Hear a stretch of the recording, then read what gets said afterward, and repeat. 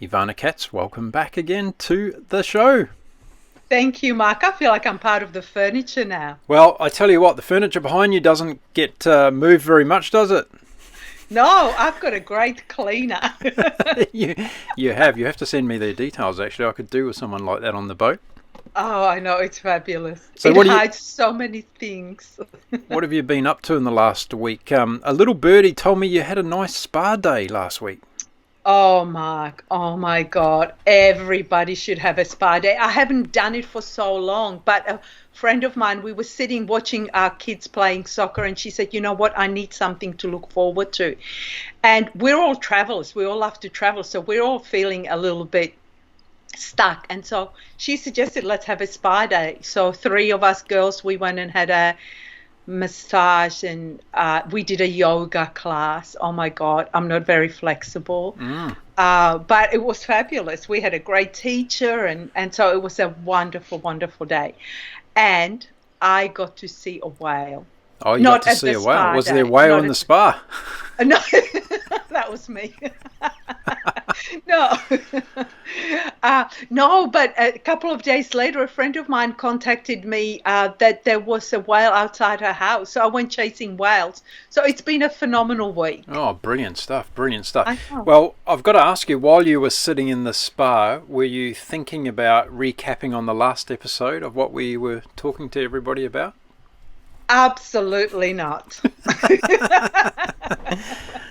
No, you know what? I think because I'm on the computer 24/7, I kind of need to escape, and I didn't bring my laptop. I have my phone in case of an emergency, but I find that those are critical days. I just need to shut down. So I'm sorry, I was not thinking about you.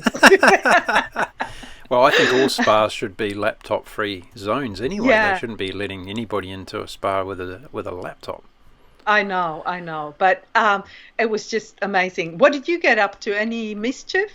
No, I don't get up to mischief. I'm a very simple man living a very simple life, Ivana. So, I don't want to say every day's Groundhog Day because it's not. But Oscar and I have been very happy. We've enduring some warmer temperatures now, so my little boy needs to have a haircut soon because he needs to be able to deal with that. But other than that, business as usual and happy as always.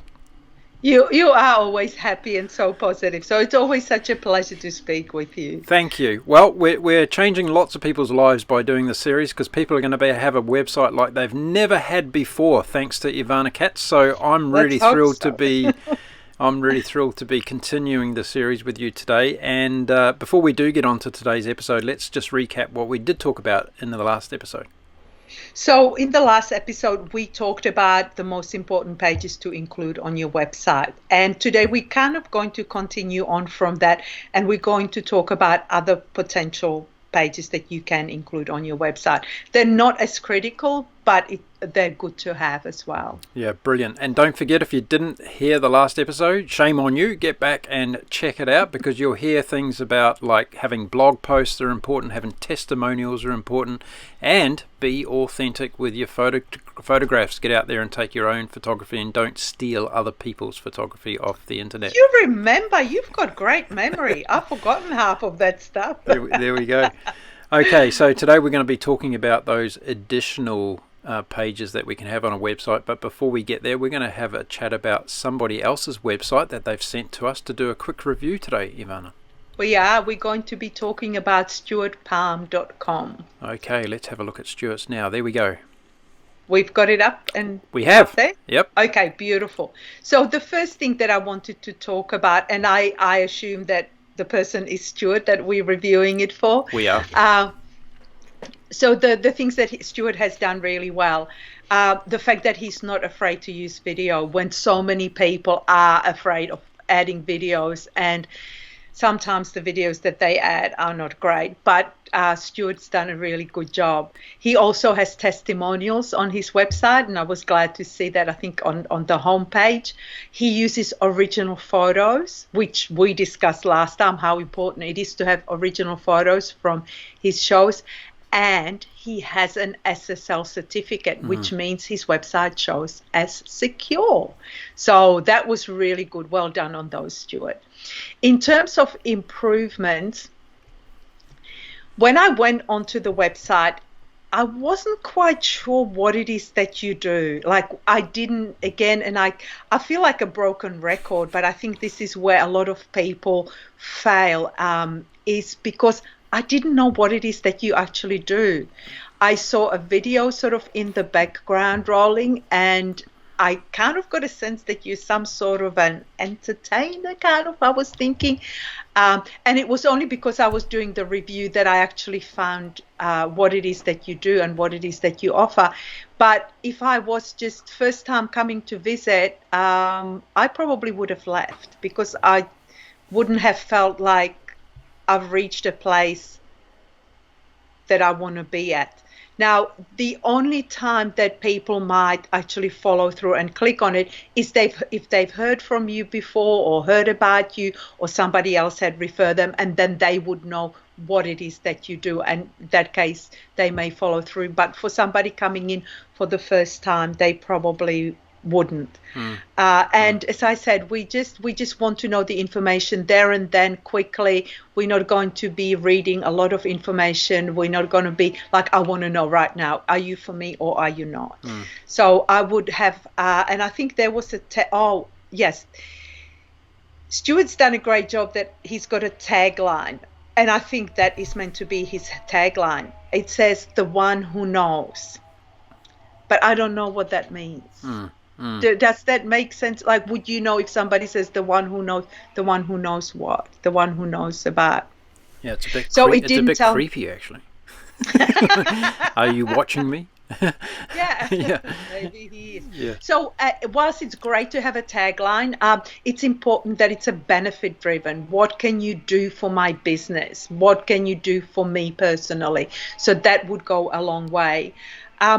As I was kind of looking through your website, I was a little bit unclear about the products and services that you offer. They kind of don't seem to follow a formula. So I wasn't sure whether readings is what is your main service. It was just really confusing. So if you can structure it, and we will actually talk about, I think next time we're going to talk about how to structure your services page. So you may find that helpful. And then you also have a products page, which is great. So you offer some products to back up your services. But I found, again, it was all over the place. It was confusing, and different products you could order in different ways. I think for some things I had to contact you by email. For something else, I could actually order it online. So with websites, it's important to be consistent, just so that my journey as a user is seamless. I click on this, and when I click on it, I expect to see a certain thing. And so you kind of have to take people on a journey from A to Z, from A where they don't know anything, to Z to them buying your products or services. But because we have such high expectations, it needs to be very clear. So those would be my points for Stuart. Great feedback, and needless to say, because Stuart is a psychic, he's already going to know what you just said. So we're not going to need to tell him. He's already dialed into it. So fabulous. So when I click on his website now, it'll all be done. It'll be fixed. Yeah. So there you go, Stuart. There's some great tips there, and yeah, we're not only focusing on the negative things here, folks. You're doing some great stuff, Stuart, on your website, and Ivana's just given you some tips where you can just roll up the dice a bit more and excuse the pun, and make it just that much better. Yeah, so more people are going to. You know what? It's hard. Like when you're in the business, you know everything there is to know, and so it's hard to put yourself in your customer's shoes and look at it as an outsider. And I think that's the main reason why we're doing it. We're looking at it as with a fresh pair of eyes and saying, this would be my experience. This is how I would see it. I take it a little bit further, and I look at it from the design and user perspective, but also as a potential customer. So I think that's a fantastic point, and one of the many things I've learned from you is actually getting more people involved in the process, so you get that kind of feedback. And it's no different than someone writing a book, and I'm writing 2 books at the moment, and I'm sending that out to different readers to read different chapters to get feedback from them, so that I know that in my final version I've included a lot of the feedback and at least listened to my readers, who are going to give me that neutral perspective. So do the same thing with a website, right, Ivana? Send Yeah, it out to people absolutely. and say, do you understand what we're actually doing here? But just be careful with when it comes to website design. Sometimes you can shoot yourself in the foot, because when you're sending it to everybody in your family, everybody's going to have different opinions. And so that may slow down the process. Never terribly. use family. Never Yeah. use family. Well, but it's family, friends. It doesn't matter. If you do want to get feedback from somebody who is in your target audience. So your Mary, who is 80 years old, is probably not going to be looking at buying I don't know, a sports car. So don't get reviews or get feedback from people that you might be potentially selling to. But again, take it with a grain of salt, because you know your business. Design is very subjective, and so just because Aunt Mary doesn't like the fact that you're using pink on your website doesn't mean you should change it, because then your mum might like red, and it gets messy. So Okay. So be careful with where you get your feedback from. So do it, but be cautious. Yes, but be yes. cautious. Yeah. Okay, good. So great advice there for Stuart on what he's doing. And Stuart, we'll come along to one of your shows, mate, one day and check out how much or how good you are as a psychic. I will only come, though, if you don't threaten to get me up on stage, because I don't want to be part of that game. Thank you very much. Oh, on the other hand, I would. Okay, there you go. You've got a guinea pig in Ivana. She's happy to come along and do that. And especially if you're doing a show in Honolulu, Ivana will be there, because it's her favourite travel destination. And she'll buy a front row ticket if you do a show in Honolulu, Stuart. That's for sure. Absolutely. You've got to put it out there, and eventually it will happen. So I'm hoping that Honolulu will open before everybody else, and we can do bubble travel. Well, you did tell everybody in the last episode that you've got a photograph of Hawaii in your wall at home, and you're visioning all that kind of travel very soon, aren't you? Yeah, I'm very one-track minded. Hawaii. Okay, let's drag you back to websites now, and all right. Focusing on to today's main topic, which is other pages to include on your website. So last time we talked about the most critical. These pages are nice to have, and probably if you're starting in business, having to write content for 24, 25 pages can seem overwhelming. So I would say focus on the most important ones, which we already covered. But these pages are maybe if you have a website already and you haven't included them. So these ones are really good to have. So the first one is links. And these can be links to other businesses that offer complementary services, and you can exchange links. And the reason you would do that is because it can potentially drive more traffic to your website. So I see this used really well with a lot of my marriage celebrant clients. And what they do is they put links to photographers, to wedding venues, to cake decorators, dress designers, and things like that. And then if somebody is looking to get married, the marriage celebrant is obviously one of the first things they look at, but then they're looking for all of the other services. And if they trust the marriage celebrant, they're also going to trust the recommended links that they have. So if there is somebody in your sort of field of expertise that you want to work with, exchange links with them. In a sort of, let's say, a business coach, they may link to an accountant, a web developer, graphic designer, and that sort of thing. And so you can exchange links that way. And the way it generally works is you want to find businesses, obviously, that you are happy to kind of endorse, because if you've got it on your website, it looks like you're endorsing them. So you want to be sure that the links that you've got on there, they're solid, that you're not just picking somebody for the sake of picking it. So find the businesses that you want to exchange links with, include their details on your website, and then contact the owner and say, hey, I've included you. Would you mind including a link from your website to mine? So maybe the dress designer would include a link to the marriage celebrant, and that can potentially bring a lot more customers. Does that make sense? We love collaboration, and we see the power of collaboration all the time. I've got a little bit of a story to tell about collaboration and why you should include those links on your website. I used to work for a big multinational company, and at some stage we were getting threatened by one of our major competitors at a global level. And someone came up with the great idea of actually working together with our major competitor instead of seeing them as a competitor. And that result ended up in our company saving hundreds of millions of dollars a year by actually collaborating with them instead of seeing them as a competitor. So even if it's your small business and you might not be turning over that kind of money or having that size of a business, it doesn't matter. You can still benefit a lot by actually getting a collaboration going with other organizations around your business model.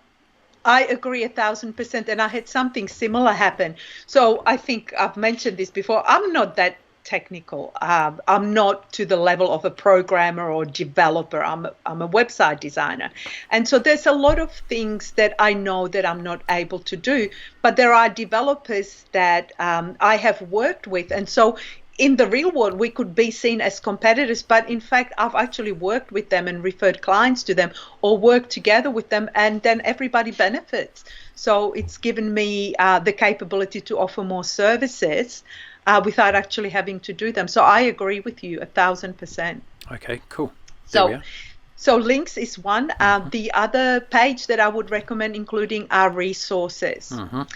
And so this might be, again, they can potentially be links, but it might be articles to things that are relevant in a particular industry. And I've seen this done really well with the builders.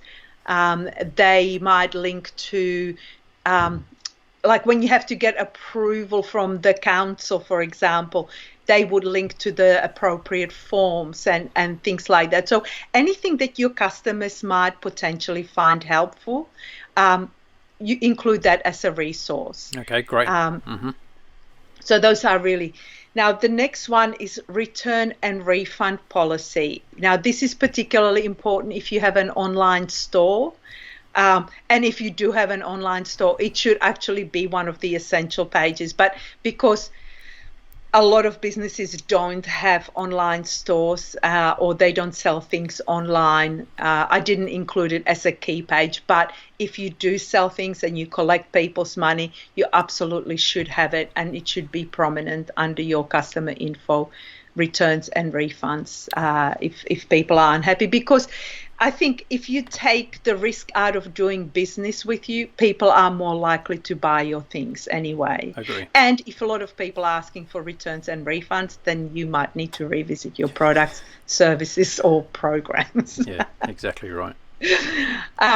Okay, the next one is a sitemap. Now, a sitemap is a great thing to include if you have a particularly big website that has got a lot of secondary menus and things like that.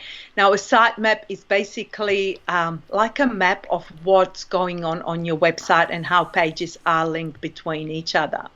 Sitemaps are not so important for the customers because your navigation menu should show your customers where they can potentially go and what they can find on your website. Sitemaps are good from a search engine perspective. That way, search engines can index and find all the pages on your website, because there might be some pages, like landing pages, for example, that you would not include as part of the main navigation. And so unless you link to them, Google's not going to find them. So by having a map of all the pages on your website and you can submit it to Google, they will find them and they will index them. So even if you've got landing pages for a particular product or service, they're more likely to be indexed if you've got a sitemap. Really good advice. Yep. Okay. The next one is a photo gallery or a portfolio. So on my website, because I've done so many websites, I do have a portfolio of logos we've done, the website designs I've done, and also website makeovers. And that works really well for me, because then people go and they go, oh, I really like this website. Can you do something similar? And they get to know me and my style of design. So having that goes a long way for credibility. Photos, again, for all of my anybody in the wedding industry or event organizing, having photos from events that they've organized or they've officiated, that goes a long way to credibility. Also photos, like if you are into maybe weight loss, having before and after, or hairdressers makeover photos.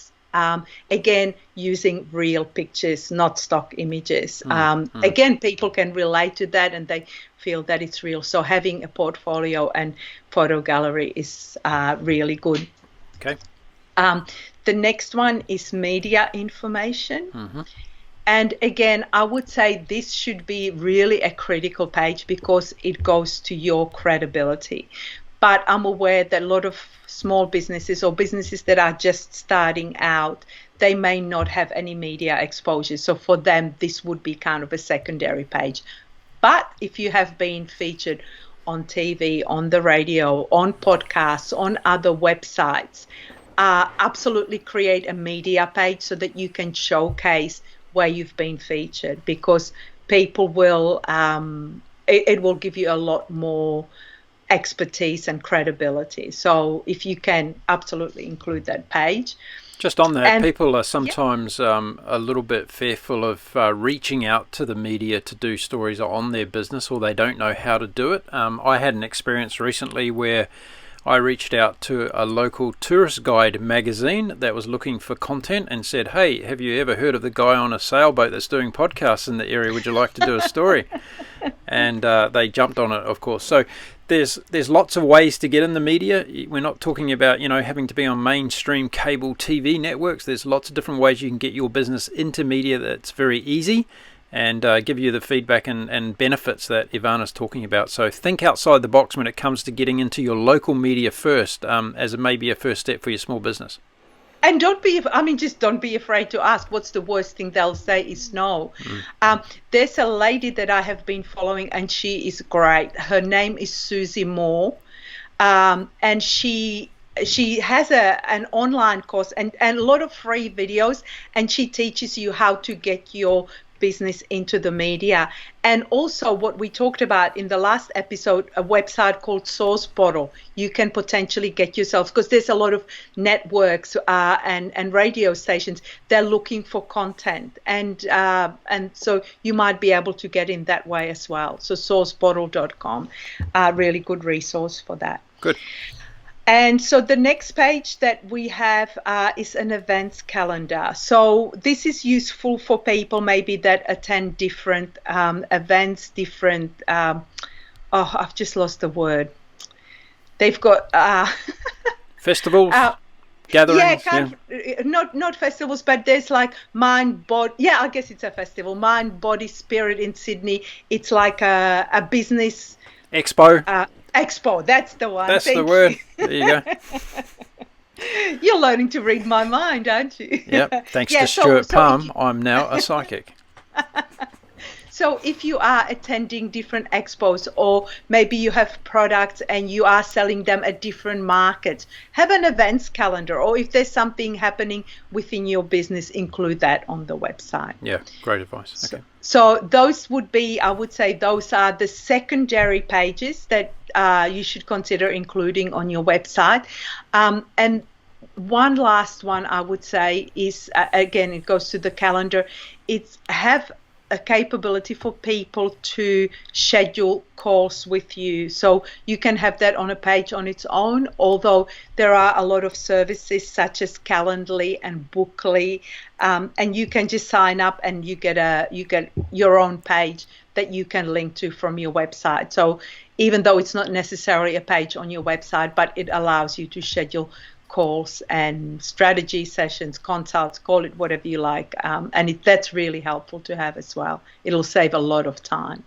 Now, so those are my tips. Question I have for you, based on these tips, is you've given us a list of what you called the critical pages in the previous episode. These ones are additional pages that we're talking about today. How long did it take you to work out what was critical and what are the additional pages that are more, like to have but not mandatory? It's been a process. It's been learning, and I've swapped and changed. I've been in business for 18 years, so I am always learning and there's always things changing. So I can't really answer that question. It's just been a learning process over the past 18 years. And I see also from my own experience, what do I look for when I'm going to a website? And it's different for every business, different for every industry. So okay, good answer. Good answer. Kind of sidestepped that one, didn't I? There we go. Okay. So the frequently asked question that I wanted to answer today, unless you wanted to jump in before that, is how do I convert visitors into paying customers? And so this is a really, really kind of tricky thing to do and to answer. And the reason, again, it's because most people don't understand that it takes 9 to 14 touch points for people to get to know you, like you, and trust you. And again, I've said this so many times, but I think a lot of people expect that as soon as they have a website, people will come and they will buy their products and services, and they won't. Don't feel bad if, you've spent $2,000, $3,000, $5,000 building and you have an amazing website. Even if your website is phenomenal and people are not buying from you, it's because you are maybe new in the industry. People don't know you, so they don't trust you. And we're very cautious, on the internet. So we only buy from people that we trust. And so you have to build that trust. And the best way to do that is if you collect email addresses and then stay in touch on a weekly basis. Don't sell anything, just provide maybe tips or useful information. So getting people to give you their email address is one way.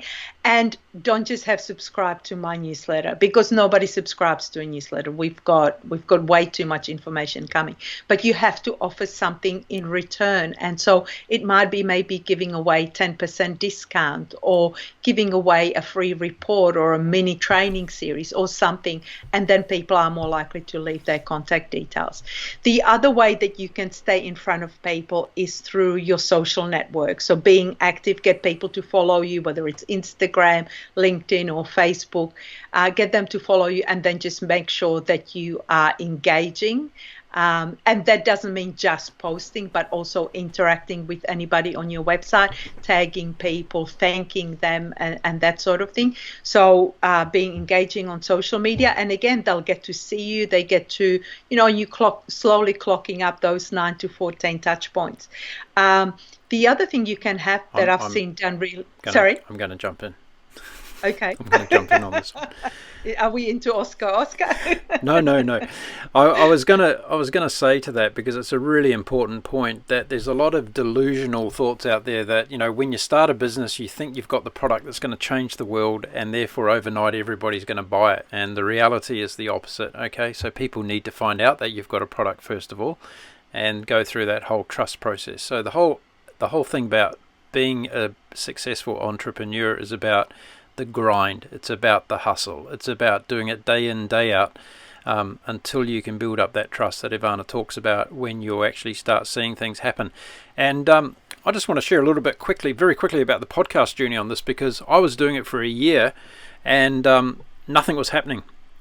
There was very small growth. There was very, different levels of audience coming in from around the world. Yes, I was getting more and more downloads in different countries, but the numbers of podcast downloads weren't increasing. And then after a year, or just after a year, it started taking off. And that's because a couple of things happened. People saw the grind that I was doing. I was putting out shows nearly every day. I was totally committed to it. I was sharing the story across all the different social media platforms, and people were following the journey, and they were finally realizing after a year, hey, this guy's serious about this, and he's got some amazing guests on a show like Ivana Katz. We've got to listen to it. So there's an example that I didn't start to see any upgrade and trajectory until after 12 months of actually, working every single day without a break, and making it happen. So there you go. If you're out there and you think you're going to get overnight success, good luck to you, because it's not going to happen. And, no, it's very true. Unless you are endorsed by Oprah or somebody like even that. Then, it is not. Yeah. People don't. Not everybody trusts Oprah. So you might have Oprah but it's a good point, because you might have somebody that you think, okay, this is a game changer for me by having this association with this person or this brand, and and some people might go, well, I don't like that association that you have, or I don't connect with it, or I don't feel right with it, right? So yeah, be mindful of that as well. But it comes down to the hard work, and I think where people stop, it's like, you know, they're 10% away from the success, and they just go, you know what, this is too hard, I'm not seeing anything. I read somewhere that for YouTube channel now, because everybody's on YouTube, it's about 2 years of constant posting, sharing, and it's not just a matter of putting the content out there, it's also sharing it and spreading the word, because just having a YouTube channel doesn't mean you're going to get a lot of views necessarily. Exactly right. Exactly right. Okay, so the next way that you can engage people is by having a live chat. And you may have seen that sometimes you go, actually Telstra, which is the local telecommunications company, they've got a really great live chat that you can talk to a real human, and you don't necessarily know where they are, but you are engaging with them. And so even though I can't call them on the phone easily, engaging via live chat is a really good thing. I've already mentioned before having schedule a consult or an appointment, allowing people to do that. Again, it's one step of them taking towards you and one way of them, and you being able to oftentimes collect their emails that way. And another way that companies often do is they have quizzes, and people like filling out quizzes.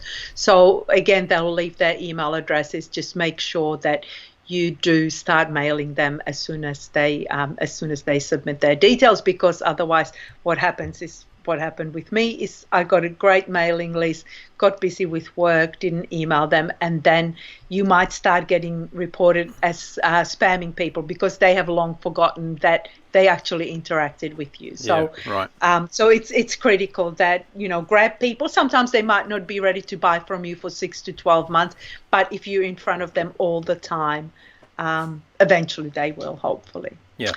So those are my tips for today, and answering the questions, how can I turn visitors into paying customers, is just to stay in front of them as much as you can. Yep. Just a reminder, because last time we talked about the most critical pages, there's also going to be a downloadable for 24 essential pages to include on your website, so you can download that, and that gives you kind of a list of all the key pages you should include.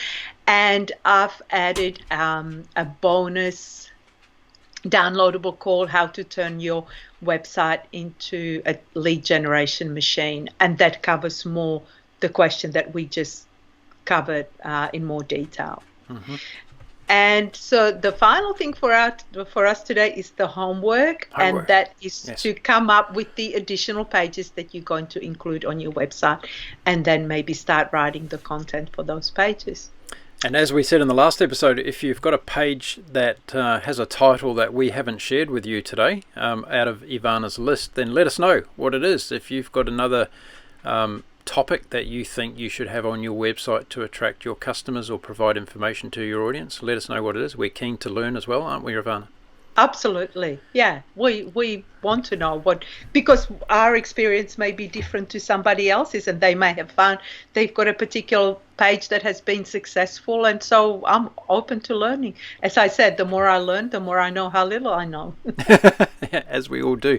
Now, I'm going to say that I actually think that the links page that we talked about, or you talked about in the beginning of this particular episode, I think that's the most important page to add, and I'd go as far as to saying it should be a mandatory page on people's websites, because the links, the opportunities that come from collaboration, if you put yourself out there, you're open to working with other people, you will be amazed what opportunities come your way. And I've experienced all my life in business how powerful collaboration is, so make sure you put links out there to organizations that you work together with.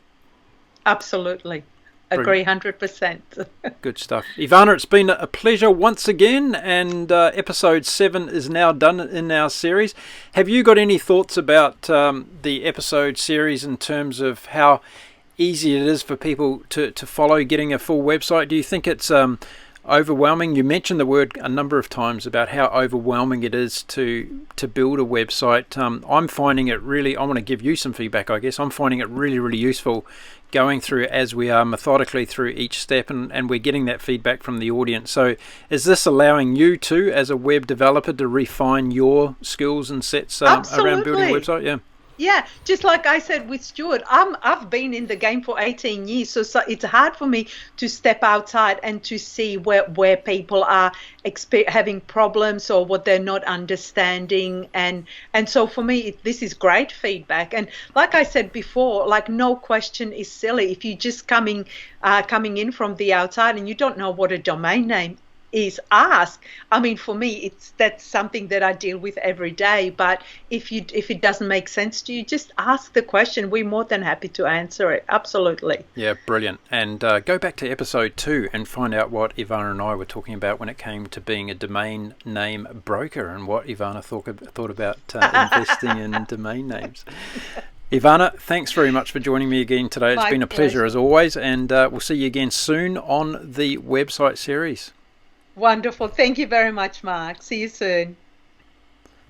There we are. That was Ivana Katz again with me, talking about how to build a website. And today we talked about those additional pages that you need to include on your website. I hope that you're enjoying the series as much as I am bringing it to you. It's a lot of fun talking to Ivana, but there's a lot of great, useful information. I used to be very, very naive when it came to building a website before I met Ivana, and her expertise, her years of experience in the space have really resulted in us having a fantastic website. If you go over to humaneity.com, Humaneity, you'll find out the wonderful work that Ivana's done with us to help us in collaboration over our particular website. If you like today's episode, please tell someone about it. You might have a friend that wants to build a website at the moment and they need some help. Well, they can check out the series and Ivana can walk them through the process of building a fantastic website. If you want to listen to the podcast version of this episode, you can find it where all good podcasts are, under Humanity. And some people can like to go out and walk the dog and listen to a podcast. Well, you can still learn how to build a website during your daily doggy walk. So there we go. I want to thank you for listening and watching in today. It's been great having you all with us. I'm very grateful for you taking time out of your day to support us here at Humanity. And I'm already looking forward to bringing you the next episode. Until then, stay safe, stay well, and stay happy, everyone. I'll see you again very soon.